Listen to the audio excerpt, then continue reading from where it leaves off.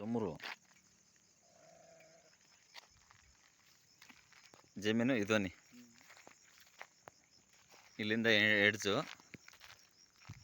ಇಲ್ಲಿಂದ ಬೇವನ ಮರ ಗಂಟ ಲೈನ್ ಎಲ್ಲ ಅದ. ಇದು ಪಕ್ಕದ ಜಮೀನುಗಳೆಲ್ಲ ಡೆವಲಪ್ಮೆಂಟ್ ಆಗವ.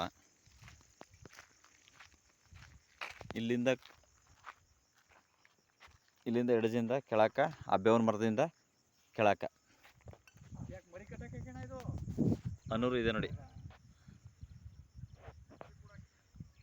ಅನೂರು ಇದೆ ಎಲ್ಲ ಬಿಲ್ಡಿಂಗ್ ಕಟ್ತಾರೆ ನೋಡಿ, ಅನೂರೇ ಅದು.